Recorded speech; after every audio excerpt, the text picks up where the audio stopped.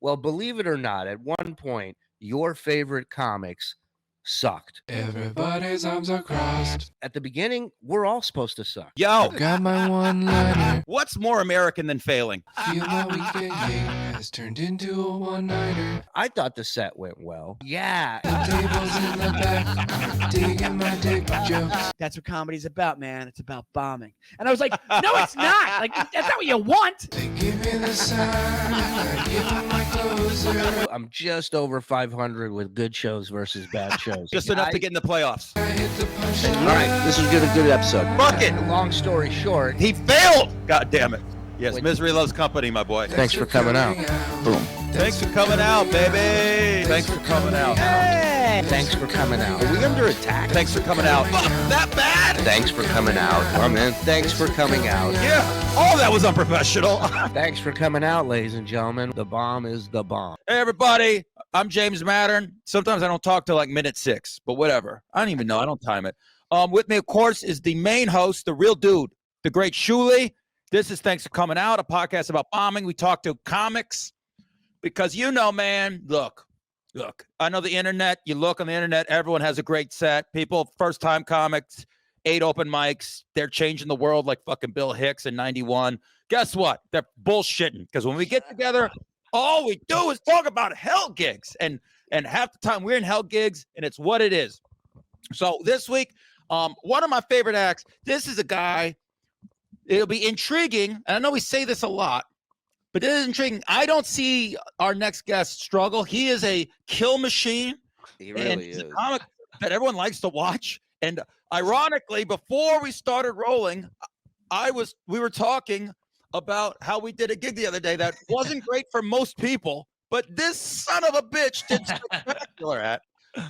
He's been on Comedy Central, he's been on a million late night shows and Sirius XM. He's done everything. He's one of the greats, and I love him to death. Tom Thakkar is our guest this week on Thanks for Coming Out. Thank you. Hey, thanks for having me, boys. Love you both. Good to see you, and I'm honored. Thanks for saying all that bullshit. It's not true. I'm a fucking. Here's the secret to never bombing: you got to be a hack, and then you'll never, didn't even think you of never that. lose. That's genius. That's genius. Look, No, that's not true. I said some things that I'm sure pissed people off at that show, but they were brutal. We did do a show that was not fun. It's just that I decided I have a little trick for shows like that, which is that I just pretend it's really fun. Like I no matter what, I just try my best to not let them shake me, and I'm going to stay in my element and not address that they're shitty.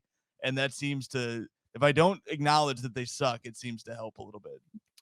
And you absolutely conveyed that, just so you know. Real quick, everybody, we played basically it was a lounge that looked upscale at the South Seaport. Great view of the river. And look at Shuli's face when it's the South Seaport. He just knew it was a thing coming up. It sounds 10 times better than the last gig I did on my last leg, which was a bar that was attached to a bowling alley in Redlands, California. Oh, How'd no. you get that? Well, but here's the kicker, right? It was a multi deal because the night before I was at a different bar attached to a bowling alley in Simi Valley, and I'm not lying when I tell you, maybe the best set I've had in 3 years. The night before. The night before, right? Just a total bar show. It was so much fun. And then last night it was Thanks for Coming. It was what the show both shows should have been. Oh my last God. night. Yeah. It was market correction. Yeah, but I mean, everybody left happy, and everyone returned their shoes before they left. As long as they're doing that. Everyone was sat on one side of this venue. There's 4 seats the opposite side in front of the bar. It was awkward. Everyone there just looked like they just swam in perfume. Yeah. And I had to open up. I got brought up with no fanfare. She goes, "Are you ready?" "Yeah, give me a minute." Turn the music off. I'm on there the green room is on the stage. Yeah, that was brutal to walk into, by the way. She goes, "Oh, you can just go up there." And it's like, I'm just going to walk by the comic who's performing to sit down. You know what's worse? The worst part about the green room being on stage is when your friends are dying on stage right next to you, and you can't avoid eye contact with them, or just like it's literally watching a friend die right before your eyes. You have a front row seat. we're self-absorbed comics in 2022. We're all on our Yeah. fucking phones. Nobody's Koreans paying were attention. writing notes to each other instead. At least we weren't talking while an act was on. But it was like you were performing, and all your friends and family were in your grandma's living room, and you're performing in front of it. And it was not fun up front. And I had to just riff my ass off to get him. Tom goes up and John Marco does all right. Felicia does all right. Corinne did pretty good. You know, she did her thing. This son of a bitch. So listen, Tom is so great and likable, and he says that he gets away with things because he pretends to have fun. Tom, I was discussing this. You're a comic that if you ever quit drinking, it would be the weird. I mean, if you have to, one day you do. Tom, no one makes more sense with a big glass of whiskey than fucking. It's so enjoyable. It just seems like old timey comedy, and it made all these uptight people go, "Yeah, this is kind of cool." It was cool to watch Tom just work and look like he's at a party instead of the grandparents' basement where we're fucking bombing. I can tell you a different version of Tom because I don't see him as much at the shows drinking as I saw him at Sirius in the hallways, right. Yeah, In the mornings. doing Nikki Glazer's show, and you talk about a guy with such like familiar energy. Like when you're around him, you feel like you've known him for a long time. And I swear to you, I think like the second time we saw each other, we hugged each other, and neither of us were like, "This is a little sudden or odd." It felt right. It felt right, and that's the kind of vibe sometimes it feels he puts right. out. You Hey, want to you hug put this that out son there of a too, bitch. brother. You want to hug this fucker. You don't want to boo him or heckle him. Yeah. And I hate you for it. One time I was telling I don't know if you've had Ricky Velez on, but like I was talking to him about somebody who wanted to fight me or something, and he was like, "What the fuck are you talking about?" He's like, "Who would want to hurt you? You're like a moth," which pissed me off because I was like, "A moth?" But he meant it in a nice way. He meant like I guess harmless or something, but I don't know. I look at you more as like a tree sloth. You know, they're really I like cute. When that. you see their faces, you go, "Who would ever hurt this thing? No one." Somebody You got to be a psycho. Do you think it's just a Midwest thing? Are there, like, you're from Indiana, which we know the listeners might not, and do you think most Midwest comics have a likability and a kindness and I hate to say politeness, but I do mean it as a good thing, like a very welcoming energy on stage? I don't know. It's because the people that I remember from Indiana, there was some of that, but there was also a lot of like old bitter, like you can't do it in this business type of shit, and then mad at like the new crop and then mad that they weren't getting booked or whatever. So it's like there's some of that like old like angry energy there, but there's also I do know a lot of Midwestern people who are like I don't know if you know Jeff Sheen, but super funny dude, and he says the craziest shit anybody says on stage, but he gets away with it because he's so like giggly and weird, and like you can tell he's having fun with himself. Like it's he's got like a warmth. We've always talked about it. You know, it's all in the delivery mechanism of what you're putting out there. Even if you're doing a show where they say we need you to work clean, you don't necessarily have to, depending on how you deliver what you're talking about, where the people feel it's coming from, which may sound silly to people who are not, but when you go up there angry, the jokes are different than when you're not, right? And it's written and it's said the same exact way, but the energy changes the joke. 100%. And it's like you can get away with things that people don't think you can get away with. Like at my home club, they have a rule, like it's it's a liberal club or whatever, but it's like they don't want you saying the word bitch on stage. I say the word bitch more than any other comic probably. It's like my go-to funny thing to say. No one has ever gotten mad at me ever about it. And I even address it. I'm like, I'm sorry, I say bitch a lot, but it's like I make it to where it's like I try to take the teeth out of it a little bit, but it's just such a funny word to me that I think I can convey it as harmless. It's a good goddamn word, Tommy. It's such a fun word. My dead cold hands. Are there more clubs that are now like kind of I don't want to say banning or necessarily dictating, but coming out with like an edict of stuff they don't want people talking about? I don't think that they're like written rules at most places, but like there are people who, when you leave, if you've talked a certain way, they're like, "Wow, can you believe that guy was so offensive?" Or just like, So you're I saying don't know. it's like hockey. We're not telling you don't hit Gretzky, but if you do, Marty McSorley's gonna shove a Yeah, stick yeah. up your ass, right? Yep. Yeah, Or I got yeah, you. you might just Understood. not be getting your little year and a half rotation that you were expecting. Right, right. Well, that's a Yeah. bitch move, if you don't mind me saying. Thank you. Oh, you can't play here anymore. As uh, the guy who gives the intros to this show now, I'm taking your ass, young man. I knew I shouldn't have given you an inch to try that out. Now I'm Yep. useless to you. All I was the He thinks of intros. the cowboy. Uh, So when did you start doing stand up and where did you start, Tom? I started in Indiana. I wanted to start earlier than I did, but there was nowhere to do it. So I started my like senior year of college because a club opened up in my hometown, the Comedy Attic in beautiful Bloomington, Indiana.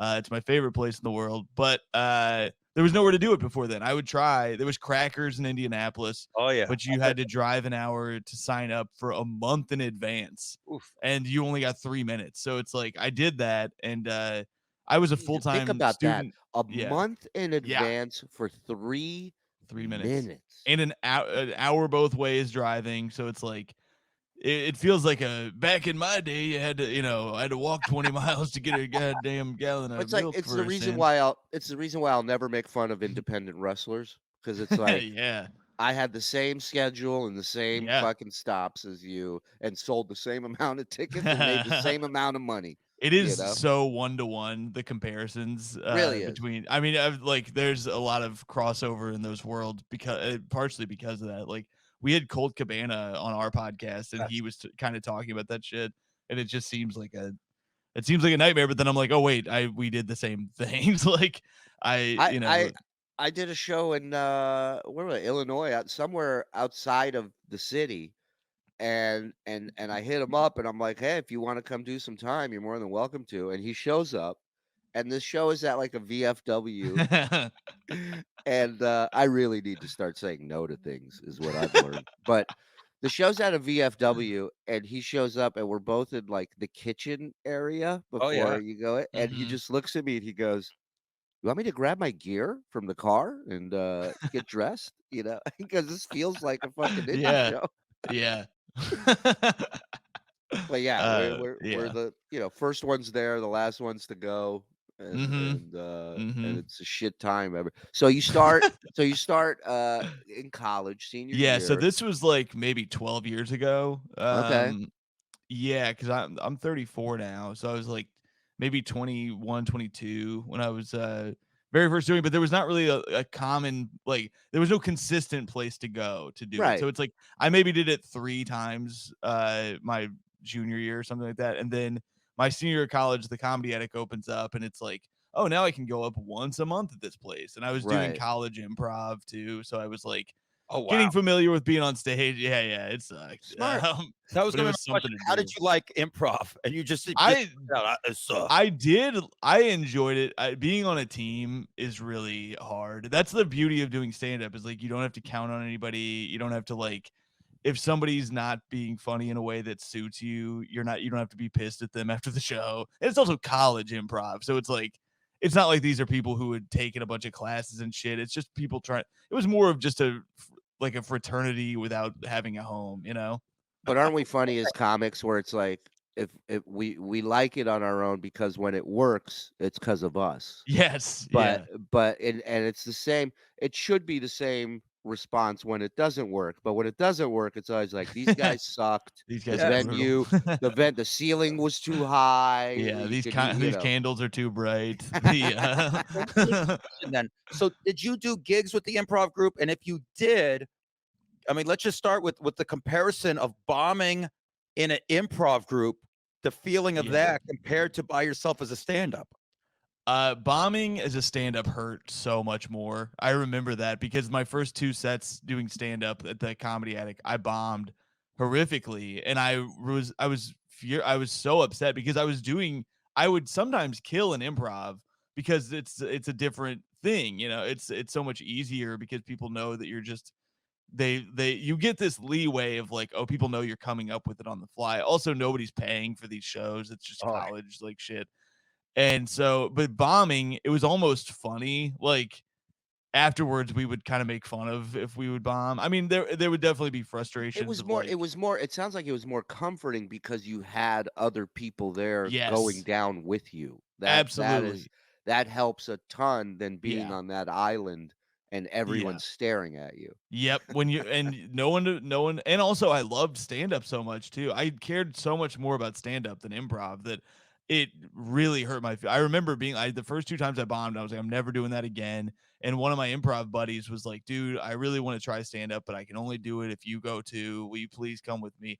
And that was the first time I killed, and I was like, all right, now I'm doing this forever. And I quit doing improv like 2 months later. It felt like because I was just like, oh, now the drug is taken, you know, like now I'm hooked because just that one, I was like, oh, I want to go back and do it again immediately. And Oh yeah, it was so much that's more rewarding too, you know? we're chasing that first laugh, man. Yeah.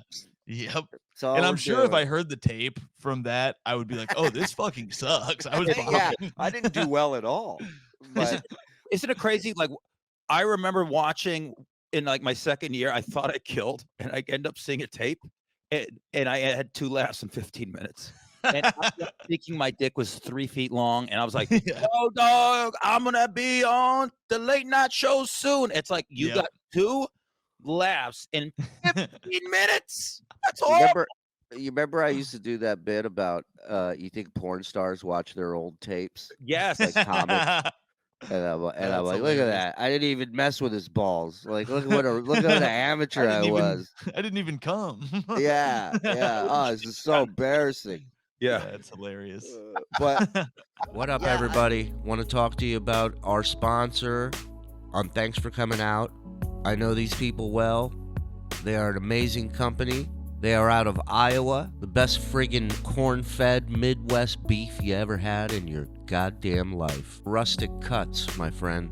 Don't worry, they got grass-fed too, if that's how you roll. They got it all. Ground beef, steaks, burgers, sliders. It never ends. And every single thing they have is delicious. I've tried it all. And you don't have to be locked into buying these big packages. You can pick whatever you want from their website, rusticcutscb.com. That's rusticcutscb, like cbradio.com. You go on there, you pick out whatever meats you want, you type in the promo code SHULI, you get 10% off your order. Order something, try it. You can't screw this up unless you just leave it on there overnight. All the meat is aged 21 days. You know what that's going to cost you to get at a steak place? Night on the town, babysitter, parking. Forget about it. Order it. Get it right to your door. Make it yourself. Feed it to the missus. And when she tastes this meat, deal closer, baby. Mariano Rivera coming out the bullpen. It's a wrap. So check out Rustic Cuts. rusticcutscb.com. They're the sponsor for Thanks for Coming Out. And we want to thank them for coming out. And make sure you use the promo code SHULI and you'll get 10% off. Now, back to the show. Yeah, that absolutely fits in my mind what I think would be a million times worse of a bomb is on your own rather than in a group setting. Yep.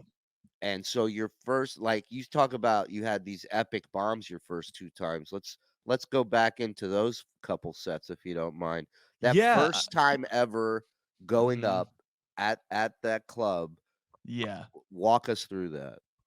So I remember being like kind of cocky because I was like I had already done some stand up, like I'd done a couple sets here and there in college. So I was like, well, I kind of know my way around now. Like, and I also was obsessed with comedy, so it's like I had watched Comedian already like 30 times, and I was like, oh, I know my shit a little bit, and then to just go up. And I remember I had another buddy there the second time I did it after I had bombed the first time, and I was like, here's what you need to know about stand-up. And then he went up and murdered with an Obama impression, and I fucking bombed. And so I'm all excited to do it. I don't I had been to a couple comedy clubs, so I was like, I kind of know what's going on. This seemed easy. People were doing well on the show, and I didn't think they were necessary. I was like, this isn't anything special. I could do this, and so I went up with the little goop. I had like I was very affected by Jim Gaffigan and Okay. by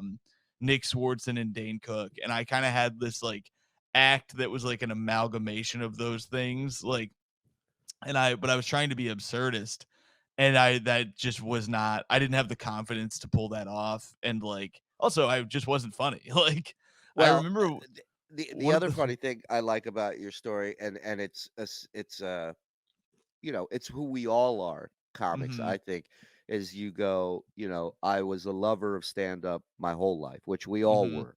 mhm, And here we are going into this industry that we've loved and dreamt about being a part of, and it doesn't go well, which it shouldn't.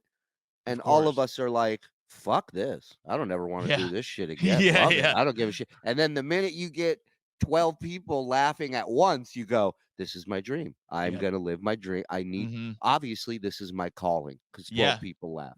Well, So, I so had it in my head that, like, all I needed to do was get up there. I was like, once I get up there and people hear this shit, they're gonna carry me out on their fucking shoulders. Like, Just I'm I gonna had the be same thing. I had the same thing because I only did a Bobcat impression, Bobcat Goldthwait, yeah, and yeah. and I had this thing where Bobcat was in a porn with what was it, Katharine Hepburn? That was the other Yeah. impression I did, and right before we go up, they go, "It's industry night. Got to work clean." And I'm like, well, I don't even know what that means. I go, I got to bail on the porn. I said, but the voice is so good, I'll just go up and talk like him, and it'll crush. Tank. It Yep, was yep. awful. it's industry night. It means do the other Hepburn sister. Yeah, industry night means somebody brought in 4 Swedish runaways out of the bus stop, to the front row, so clean it up for Wonderful. them. Yeah. Go on, the Oh, Tommy. man. You say so. You just figured you're going to get up there. It's I good. legitimately thought there was gonna be an article in the newspaper about me the next day. Like, I thought it was gonna go that well. I'm not kidding. I had the whole thought, like, and little did I know that even when you start doing well, that no one gives a shit. No Like, one it doesn't gives a matter. shit.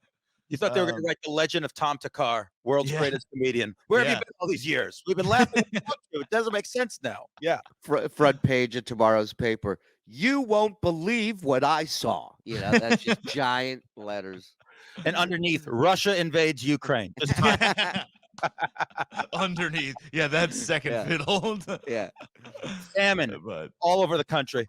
So bombing, in your mind, bombing wasn't even a legitimate option. It didn't even exist. no, I was Yeah. like, I'm at least gonna get because I was like funny. I was kind of like an awkward kid, but whenever I would go up in front of like my class, if I did presentations, I would murder. I would like, I was killing in presentations because it's like a church laugh. Like, You knew how to work a room. You yeah, knew you could feel what you should say and what you shouldn't. And yeah, yeah, I that's thought the I did. gift, man.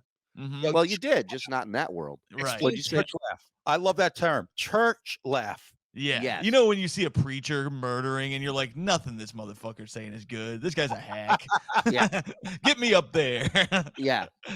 Yeah. I love calling a preacher a man of the cloth and Jesus a hack. It's the Yeah, you Hey, fucking hack. Yes, to they're all start. doing the same act. He ain't lying. Yeah. He ain't Yeah. wrong. You get some Yeah. new material, man. It's that scene from Broadway Danny Rose where he goes, the joke about my wife? Yeah, he goes, it bombed last night. It kills every time I do it. That whole fucking conversation. But yeah, so I had gotten used to that. So I was like, well, I'm definitely gonna kill at a comedy club. This is the very place where the thing I'm trying to do is for. Like, I was killing in a place you're not even supposed to be doing comedy. Right. But it was the opposite effect. It's like, yeah, that's why it was funny. Yeah. Was that I was doing jokes in the middle of like presentations or whatever. But I'm trying to remember any of the jokes I had. The only joke I remember is telling people, and I've learned since then, this has got to be the hackiest joke in the world, and it didn't even kill. It did Oh, fine, but like, listen. We all were hacks that first, yeah, trimester of this Yep. fucking Yep. journey is, all of us talking about cum, shitting, pissing, Yep. and Yep. whatever. Stop reciting my set list for an hour from now here in Atlantic City. Old, I didn't know you were opening with those. Sorry. yeah. Go ahead, You Tom. What's ran doing fucked? all this come and piss. What's fucked up? 24 after and win them right back. So the bit that I was doing that I remember, it's funny in retrospect because I was saying I was a comedian, even though it was my first time doing stand-up, really. But I was like, as a comedian, I'll tell Oh, people that, and they'll be like, "Oh, well, then why don't you tell me a joke, Mr. Funny Man?" And then right. it's like, what if I was, because I was at the same time I was trying to go to med school, but I was like, when I was trying to go to med school, nobody was like, "Hey, why don't you hold my balls and tell me to cough," or whatever. Yeah, it's not good. But the first Now, time I told somebody that, they were like, "That's actually pretty good." And I was like, "Well, that's gonna be my big joke. That'll be the Of course. closer, then, of course." so Yeah, you- the first person who told me I should go into stand up told me that while they were making a gravity bong out of a Hell 2-liter yeah. soda bottle. what So a visionary. yeah. So it's interesting. We haven't really gotten that far with this in the 3 months we've been doing the show, but it's interesting. So that's like a big joke for you up front, right? And we all have those. How Yeah. long are you doing comedy till you look back and hate yourself for telling that joke? Because we all done that, but I'm wondering how long it takes people. It took me years to realize some of the shit that I said. I shouldn't even be doing this. It's But amazing. I also think that's a product of our environment and where we Yeah. were. We weren't surrounded by a lot of professionals. We weren't Yes. in a Small pond. circuit. We were in a very small pond, and we didn't know all the fucking ins and outs and the rules of regulations of this industry and how you need to carry yourself if you want to be respected by your peers and Yeah. advance in this thing, right? So Yeah. so we had people that were like, I had a guy telling me do Bill Hicks's shit, like Oh my we didn't. God. We had people teaching us how not to do it, Right. and when we got to New York is when, yeah, I mean, it took me years as well. I'm with you. I didn't know.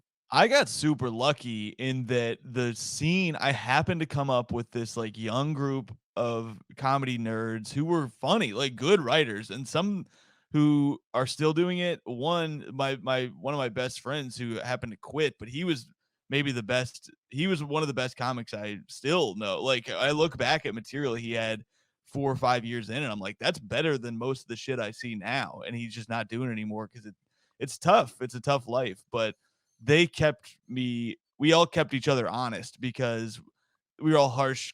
Like I quickly became like my first year, I was brutal. Like if I look back at anything from that first year, I'm like, that is fucking dog shit. But I got engaged at a young age and went through a broken engagement within that first year of doing comedy or like first 2 years. And then that made me a billion times better because I started talking about my life. And it was like right around the time of like Marin and like when Marin really started popping from WTF. And I was listening to all these comedy podcasts all the time where people were kind of giving you cheat codes for Yeah. how to get better. And him and like Pete Holmes talking about personal shit, but also being funny. I was like doing that because I kind of had to. And I instantly jumped a couple levels because I was now relating to people and like saying things that meant something instead of doing my college type jokes, which were like observations about Snuggie infomercials and shit like that. So it got a lot better. But we immediately after that, I looked back at my old shit and I was like, this fucking sucks. Like this was really bad. What you want to say something, James? Well, a couple things. So that was basically the moment, and the moment happened to you very early, which is great. But it's a bad thing to happen. So here's the thing. This is probably a dumb, horrible thing. I've never been engaged, but I think on this show I have to ask it. Was the broken engagement? And I'm only asking this because I've been a comedian for years. I've hung out with comedians. I've dated comedians. I am a comic. This is my life. I think it's legit to ask a comedian this. What was your lowest low? Like the worst gig ever where it was just you couldn't connect or you had an audition, whatever, your worst bomb or the midst of dealing with a broken engagement. Yeah. In the midst of dealing with a broken engagement, as I said, Where do you dude, what was the lowest? And if it is What engaged, sucked more? yes. Oh, what sucked more? Or Yeah. because there's a combo story here where because I moved to Ohio to be with her, and our engagement fell apart pretty quickly. But I was driving, like I would have to drive 2.5 hours to Columbus, Ohio, and back to do shows. And I did. There's two stories. One of the worst that I've ever done. It's like I was getting my I was trying to get I was nervous to be in a new scene or whatever, and so I was like very hesitant to reach out to people. But this guy gave me a list of people to hit up in Columbus, and I was like, it had been like 3 weeks without going on stage. And I was like, you know what, I gotta fucking do it. And this dude in Columbus is like, which is like a big scene to me because I'm from a small town in Indiana. And he's like, I can give you 12 minutes on this show. And I was like, holy shit, 12 minutes. That's crazy. And I'm driving down. I'm all hyped up. I'm hyped up about it for a week. And I'm trying to figure out what my set is. I'm talking out my set, all that shit. I get to the bar. I don't see a microphone or anything. And I'm a little early. I'm like an hour early because of the traffic just wasn't bad. And finally, I asked the bartender, I'm like, hey, where's the show at? Like, where in the room? And he was like, oh, you're here for the show? And then he points to the door, which is, I'm like, it's not another room. It's the alley behind the bar.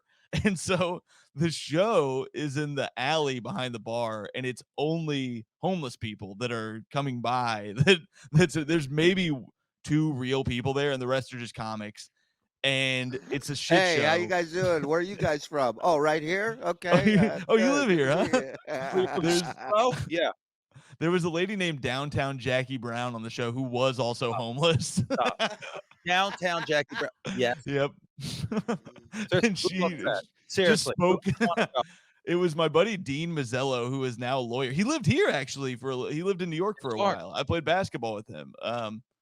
But yeah, he's the one who hooked me up with this sweet gig. And I go up immediately. A guy in the front starts visibly pissing his pants, and like it was, and he leaves me on for like 8. He's like, actually, can you do a little extra? No, So I ended up doing like Of 18 course. minutes. And then just had to drive home to my fiance, who was angry at me for having abandoned her all night for that. Unbelievable. Yeah. Unbelievable. And she's angry at you. It's like, believe me, I'm 10 times angrier at myself. You don't have to jump in on this fucking thing. Just let me hate myself for tonight, and then you can take your shots tomorrow. Wow. And so was things not going smooth at that point? Yeah, and how do Yeah. you know when you're on stage or in the green room or in the audience doing a show in an alley for homeless Yeah, there's people? no green room. Yeah, That is not a okay, green room just making show. sure. On the stage? There's no green room on the stage? You're standing just a Yeah, few feet away from where the hobos are. That's the green room. I love it. Where are you from, sir? Yes, you urinating on yourself. Where are you from, sir? It's also like, it's one thing if somebody's like laughing and they accidentally pissed themselves. This guy was so straight faced. Just Oh my had 2 God. beers that he brought in Wow. himself. He Good challenged time. you. He challenged you. It's like piss chicken. Who's gonna Yep. turn their eyes first? I'm committed, bro. I ain't looking away. You're gonna watch me piss myself the entire time. Well, I think we just stumbled on some merch. Piss Yeah. chicken Piss chicken. coming soon, everybody. Get your piss chicken shirts. I mean, that's one of the worst gigs I've ever heard. And then he's got to go home to an 2.5 angry hour partner. drive. And 2.5 then hours. Yeah. she ended up she left me. It turned out she was cheating on me with the guy she's currently married to. So it's kind of like, can't even really be that mad about it, except I became homeless for Hey, because of it. Because But look, it was our apartment. I was like, I'm not going to stay here, obviously. So I mean, it's like when a moved back to team Indiana. loses in the playoffs. When a team loses in the play, at least you want to lose to the champs. You know what I mean? Yeah. I hate calling this guy the champ, but I do. But you know what I mean. I know what you mean. Won the NIT, not the NCAA. Yes, Don't worry about yes. it, Tom. You're winning March Madness. This motherfucker is going to play to 8 people at the Garden. People don't even know what's happening. All right. So Yeah. this is soon. So does this happen soon? The crazy irony. Oh my God, this is what you played a homeless and then soon Yeah. you're homeless. Little did I know, soon I would be, and then I immediately was You just in were the you audience of that show. So is this what we do?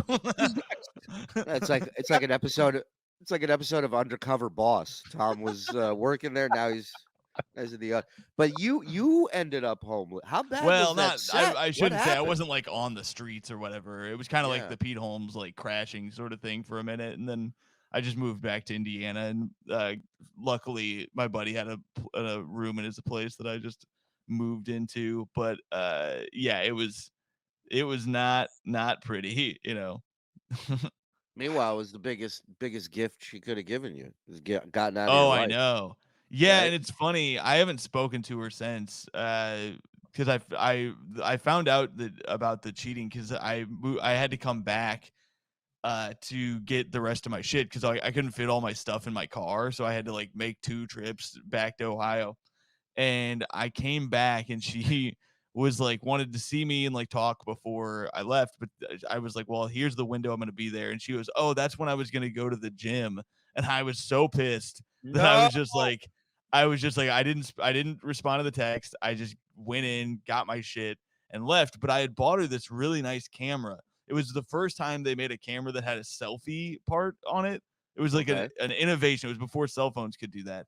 And so I bought her this camera and I was all excited about it. And it was really fucking expensive.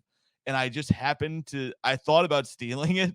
And then I just happened to look through the pictures and there was a picture of him, the guy and her kissing on the thing doing a selfie. Oh. And I was like, Oh. what the fuck? And so I just never spoke to her again. But, On the camera you yeah, bought her. On the yeah, I camera know. you Isn't bought. that fucked up? And so I did take the blender my mom bought her, but, Good for um, you. Good for yeah. you. You want the Cuisinart over my dead body, bitch. Actually, I That's what used you to do a tell her. bit about this, but it's true. I found a pair of sex dice in the drawer when I was leaving, and I'm sure it was just a gag gift or something. But Right. I got so mad, I threw them into the woods as if to be like, "Good luck fucking now."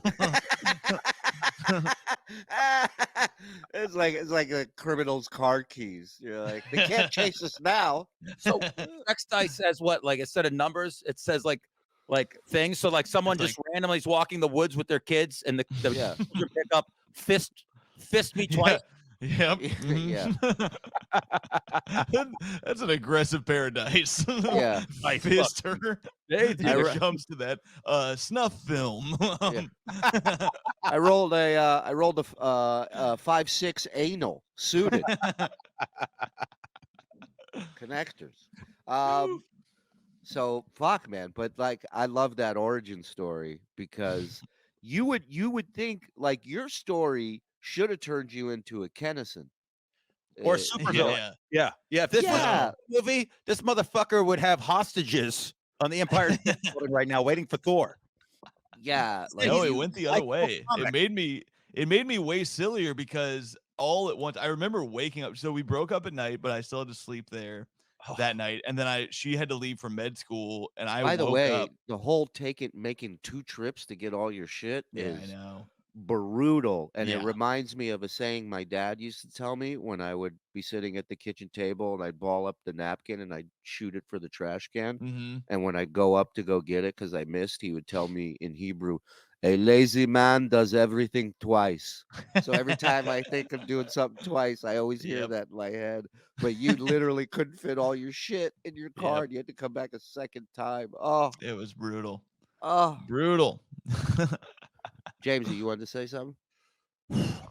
This is the beauty of the show. I had no idea we are gonna get into this, and it'd be this. Oh yeah, me I neither. I thought didn't you're mean just to gonna be like, hey, so one time in Lexington, Kentucky, these rednecks were up there, and this is the beauty of our business and this show is it can go in any direction with like bombing. You just don't fucking know. But Yeah, this is yeah. what makes the victory so sweet is Yes. when you know the backstory, when you know what these people came from, where they came from, what they dealt with, how you know how many people have in common your fucking story. Oh Like yeah. as crazy as it may seem to you in that moment that you're the only person on earth that this is happening to, like Hmm. this is what everybody can relate to. It's Yeah. wild, and it either makes you or breaks you for a Yeah. lot of people. Yeah, I remember I woke up the morning it happened though, and immediately a joke for it popped into my head, and I had a show that night. I had my show, and it was going to be the last one I was going to do. I had like a little brewery show in Athens, Ohio that was great, and I was so bummed to lose it. But I woke up and it felt like the Joker or something. I started laughing at the worst moment of my life. I I love just it. woke up and it's like your brain can't comprehend like everything you know as your reality is now gone. So Yeah, it's like now it's like, oh, now everything is hilarious. yeah, And I don't know if you guys know this guy Ryan Singer. He's one of my favorite comics. He's a Yeah. great dude. He's from Ohio, but he lives in LA. He's fucking hilarious. And he has multiple albums out. But during many bad points in my life, he just happens to be in town. And that right. night he was supposed to be staying on my couch, and I had to call him and be like, because he was doing my show, and I was like, hey buddy, I got bad news. Neither of us are sleeping in that apartment tonight.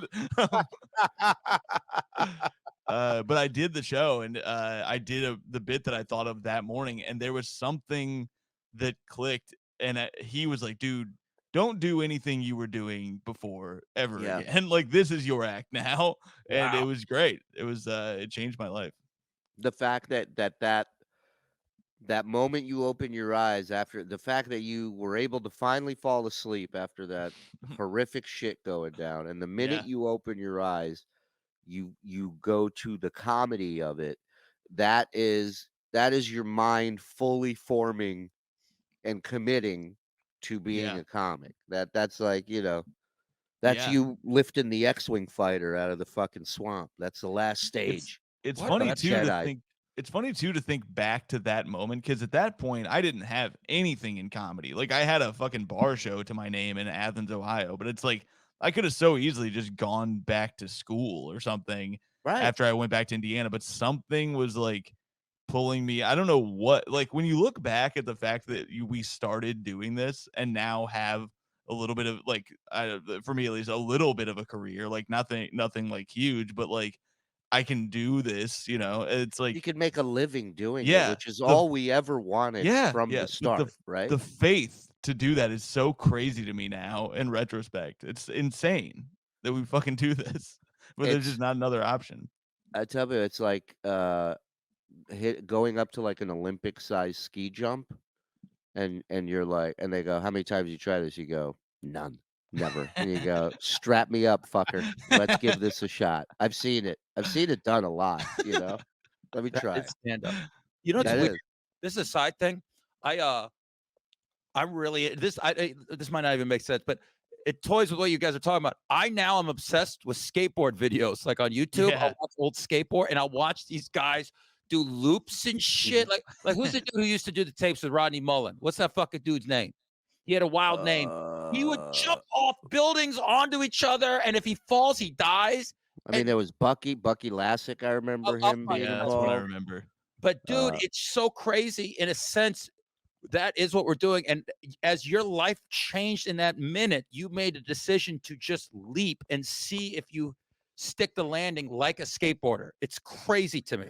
but you know how many people would be much more successful and much happier if they weren't afraid to be honest up there, to talk about their life, Yeah.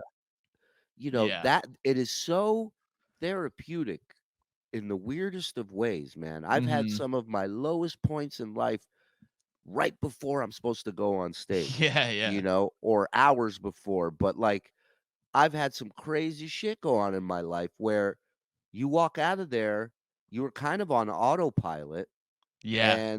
and you walk out of there and you're just like, you feel better, but you're not sure what really happened even. Yeah, You just yeah. know it went well. Right. It helped in some way, right? Yeah. Yeah. You know what's funny is now, because I got so into that, like talking about my life and like bad things as like comedy. And I always tried to make it like the point of this is a joke. Like, it's always the point of me Right. telling you this is to get to the joke I thought of. But it would be really, sometimes raw and not easy to get to where I'm trying to go. And now things are going pretty well in my life. Like I'm getting married this year. I'm having a good time. I'm in a good relationship. I'm happy. And it's so much harder to write. Like it's so much harder to write like just a joke. Like just like nothing, like here's a TV show I'm watching. How do I make this interesting enough to Yeah. you It's that I think this thing is funny? you just walk out and you go, "Isn't married sex great, guys?" And everybody's like, "What? Who Yo, the fuck is this asshole?" isn't it awesome being happy all the time? Yeah, it's tough. Like, Tom, are you a fan of Larry Sanders? Shuli and I are. Yeah. There's that. Yeah, I wanna give it like a full watch because I've never done You that, but I've have heard it's to. incredible. You Yeah. have to. There's the episode where the head writer is in a happy relationship and the monologues suck, and so they find a way to get the girl to leave him so her hand will be on the air, and the other guys show up on time to write, and he just is miserable drinking whiskey with shades on, and he goes, "I got the next 2 nights monologue written already. Have fun, boys." And I joke about it like I'm not like heartbroken, but I'm slightly my heart stepped on a Yeah. little right now. And I turned to someone at the cellar the other day. I go, "This is gonna be a good one." I don't ever say shit like that. And they're like, "Why?" Because no one's better with their heart stepped on than me. And I just went out. I don't know what it is. And I feel like I want to get my heart broken just so I can be the miserable artist for a Yeah. month and It's just it's so let it tough out. though, because don't you feel like that I feel like there's those little glimpses of like when you are really fucked up and you really do kill, but for the most part, going through a phase of being fucked up, I'm not good.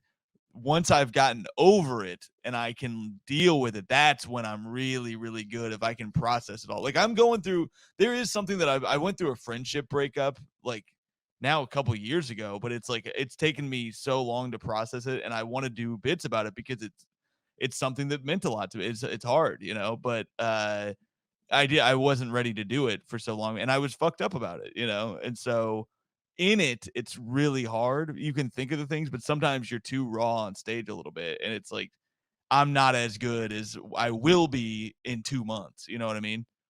Yeah, That's that was for me, that was my parents. James knows my mom and my dad, and they're 2 of the funniest people and most original people you ever meet in your life. There's nobody like my mom and my dad.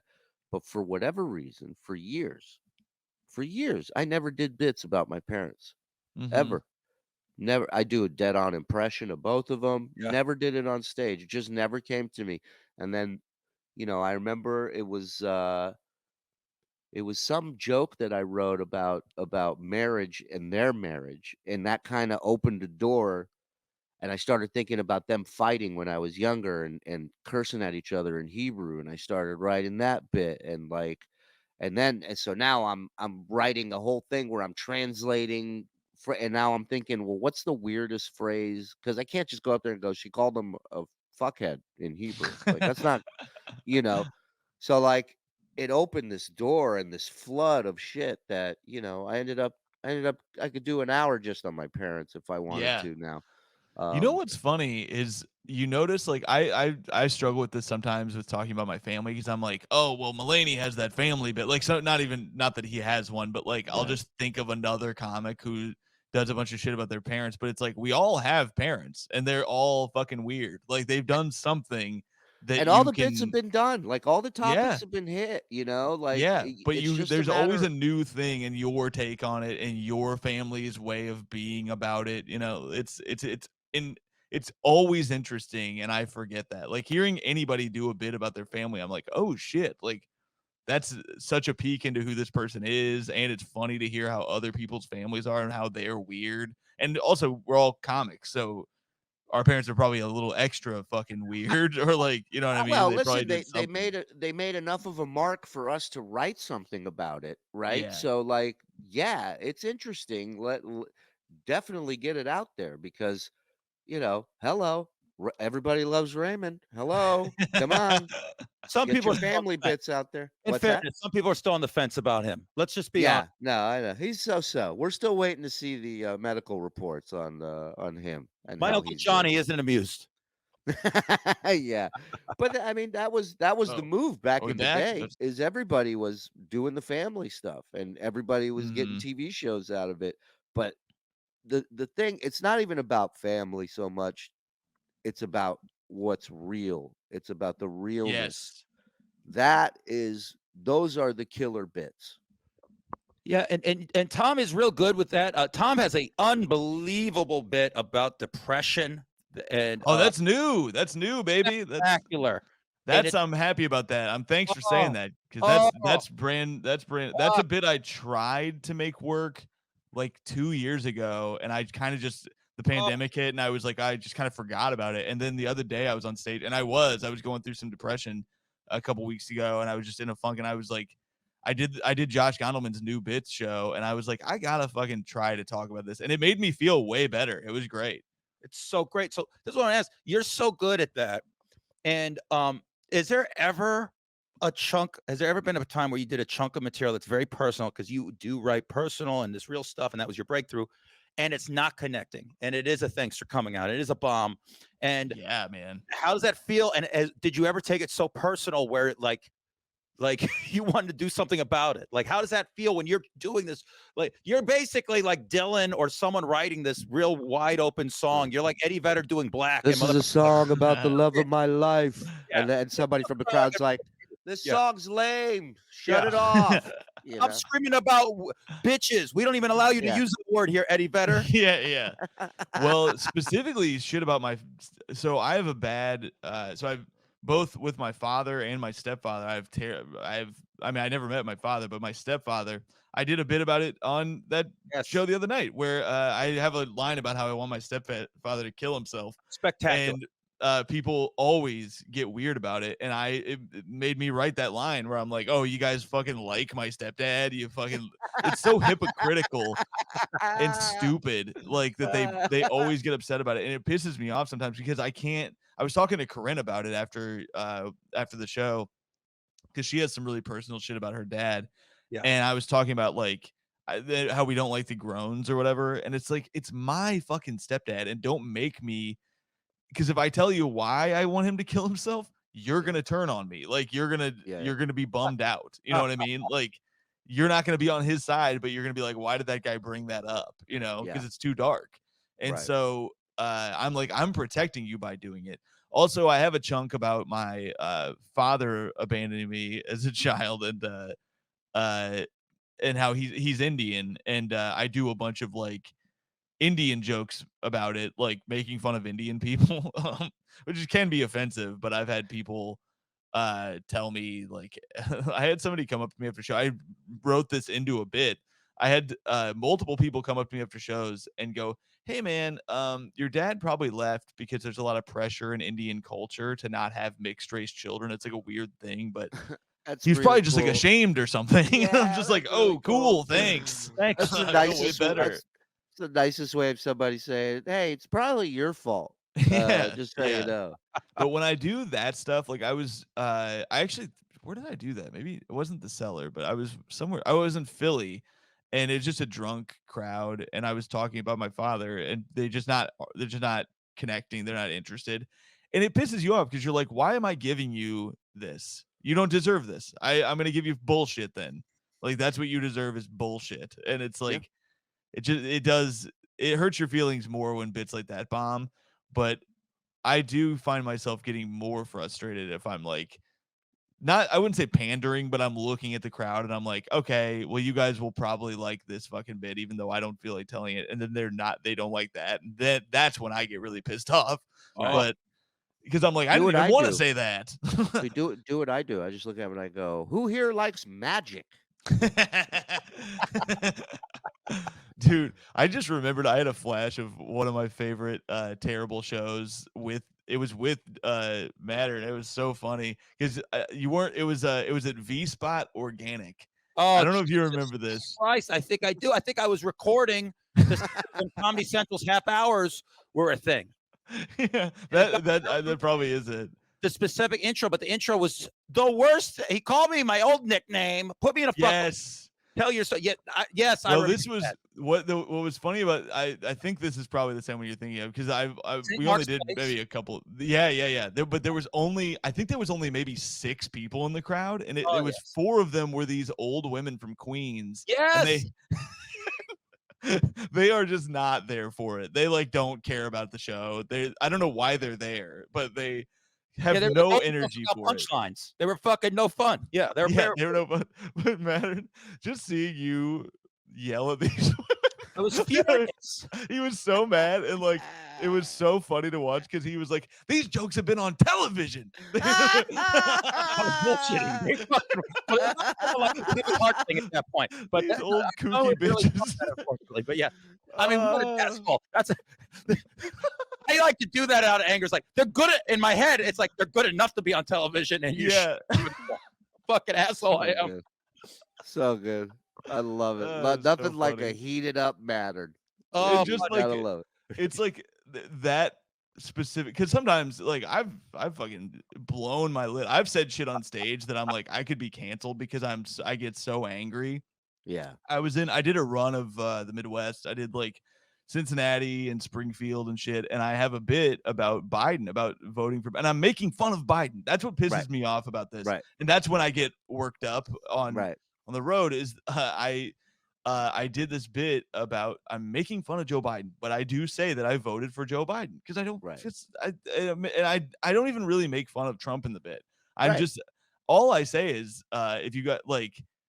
I try to even avoid saying this on the road because people will freak out, but I'll be like, if you guys, I was like, I say being a Democrat fucking sucks. It's not fun. Like if you guys were all Trump people, and I was like, how about Trump? You'd be like, yes, they got done, woo, it'd be crazy. But with Biden, people are just like, I don't know, and it's so inoffensive. Yes. But when I say I voted for Biden, people turn on me and they start.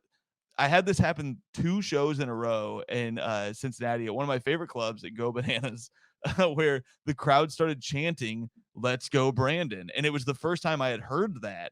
And if you guys know what that is, right? Oh yeah. Oh yeah. Yeah. Oh my God, just such an unbelievable moment. Brandon, you also told me, as you can hear the chants from the crowd, let's go, Brandon. Because sometimes I'll tell people that and they didn't know. But that was like the first week of it. And I was like, what's that mean? And they go, what are you talking about? They act like they didn't say anything. That is when I like You lost it. lose my fucking mind because I'm like, I start going, you fucking pussies. You Yeah. can't hear one little joke. Is if I move on to the next bit and they're like cold after they've been hot. I did this at Mohegan Sun where I'm like, you fucking pussies. You're like, you're like, oh, you can't say anything anymore. And all I said was that I voted for Joe Biden. And now you're like, I don't like the comedian anymore. And, fucking, you're the soft ones. Like They just hear a word. It's and buzzwords. They that's all. I was 2 weeks ago in Huntsville, and we played it on the show. On my show, I have audio of it. I'm setting up a bit about trans, and I'm talking about it. And I said, I said, I'm all for you being who you feel you are. I'm Mhm. for that. I said, if you feel like you're a woman trapped inside a man, take care of that. If you're a man inside a woman, I said, that's my favorite, by the way. I said, it's all good. And then I start talking, and from the audience, this woman just goes, not funny. Oh, Like that. God.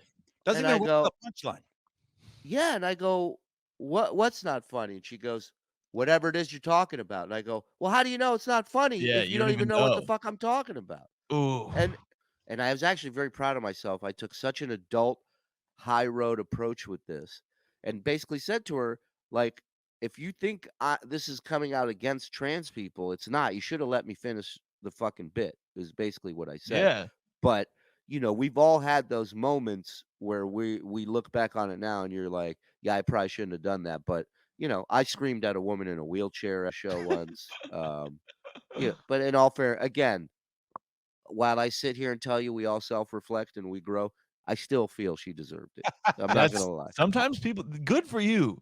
Like Yeah. that's just because you're like in a certain position like that doesn't mean you can't be an asshole. Like when She I was an remember, asshole first. She was an asshole exactly. first. So That's what I just- mean. Is she Carnival can be an gets her. asshole. Yeah. I Yeah, had a what- guy one time it was in I think Phoenix or something. No, it was at the Mall of America. This dude in the middle, I said the word fuckboy during a bit, and I had been having a good set, and that club can be tough. Right. And I was having a good set, and I was doing a bit about my fiance cheating on me actually, and about how I had been trying to be a fuckboy afterwards because I got engaged to the first person I slept with. Whatever. This guy in the front row goes like, "What's a fuckboy?" or whatever, and I was like, "What?" Like I can explain it, and then I was just explaining it to him, and he goes, I've just been waiting for you to say something funny," and I was so you pissed. And so I started doing crowd work with him a little bit, and I was boiling though, but I was trying to keep cool because I was featuring. And so I was like, I have been doing well. And I was like, I had the crowd, like, I was like, do you guys think I've been doing fucking well? And they cheered or whatever. But then I started doing crowd work with him, and I was like, where's your girlfriend? I was like, are you in a relationship? Because I was talking about dating. And he was like, yeah. And I was like, where's your girlfriend at? And he was like, well, my boyfriend is actually right here. And his boyfriend was turned the other way, so embarrassed. And I was like, dude, this makes me so happy. I didn't realize we were like, I was like, because I'm a liberal guy. I'm so happy that we've gotten to a point where gay people can be assholes in public. Like, you're a piece of shit. And he was so embarrassed. He stormed out like in like tears, and it was great because it got a big applause, and it was like, but it's like, yeah, you started this. You said the shitty thing to me. I didn't do this. Like, I'm not trying to. I'm not an asshole for asking where your girlfriend is. I wasn't being a dick. You were the dick, and now you fired the first shot, and we finished the battle. That's all. We're Don't be we're mad better at at us. it than you. Yeah. To quote the great Sylvester Stallone, they drew first blood. They did. They did. Nothing's over. That's the other. But unfortunately, this episode has to be over because Tom's got to go. This flew by. Baby, we don't fuck around, Tom. We make you got to come back for the first time. Yeah, dude. You got to come back, and you got to let us know if you have your early joke books, because I want to do an episode where we go through our early notebooks and just pick out horrible jokes that we had. I wonder if I do. Me and James are going to do it regardless, but I still remember some bits that I tried, because still remember. You're like, that joke How sucks, many times have you done it this maybe I week? could fix it. yeah. You're like, maybe I could still fix it. That is a comic thing. That's like the game. We never let it die, right? Yeah. I mean, if something tickled you at some point, there's a part of you that will always be like, if I could just communicate why this is funny to me to someone, I'll get it going again. And then it's an insane it's an insane obsession. Yeah, I had to let go of a age-old bit that I've tried to make work many times. The coming on my socks as a kid and calling it a soccer cost. And really, that's funny. Come on. Under my bed, my mom named it Sock How. All right, so there you go. That's the whole bit. I tried to do just really quick because you were talking about like somebody yelling at you about doing a transgender joke or whatever. But like, it's so tough. I do. So my show is in Brooklyn, and I was like, this is, if I really think this joke is funny, I'm gonna try it here because this is where people would get mad at me more than anywhere.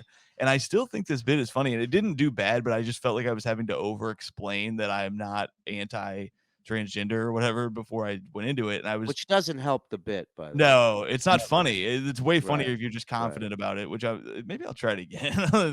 But it's a bit about how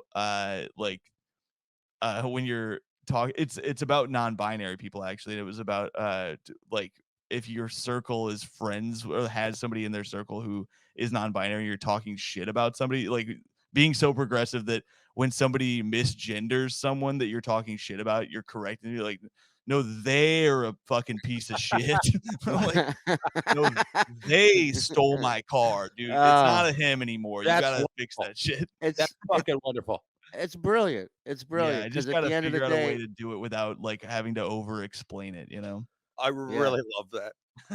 I love it. Tom, where's everyone finding you, baby?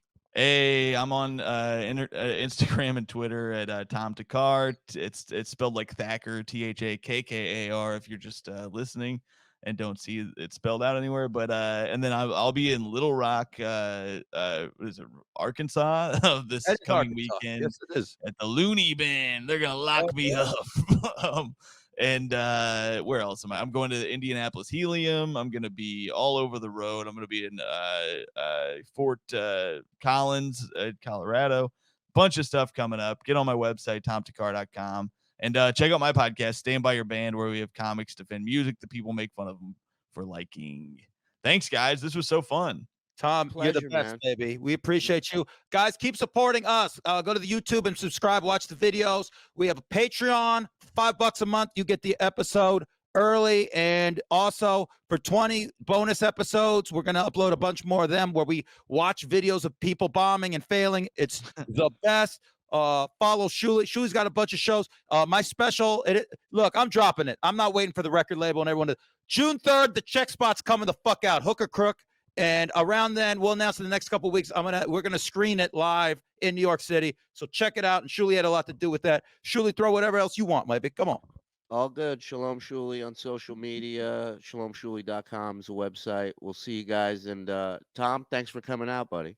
Dude, thanks so much, boys. Love you both. Love you, I'll talk to you soon. See you this week, baby. Thank you, Poppy. You got it, pal. Great dog. All right, this was a good episode. Fuck it. Long story short, He failed. God damn it. Yes, misery loves company, my boy. Thanks for coming out. Boom. Thanks for coming out, baby. Thanks for coming out. hey, thanks for coming out. Are we under attack? Thanks for coming out. Fuck, that bad? Thanks for coming out. I'm in. Thanks for coming out. Yeah. All that was unprofessional. Thanks for coming out, ladies and gentlemen. The bomb is the bomb.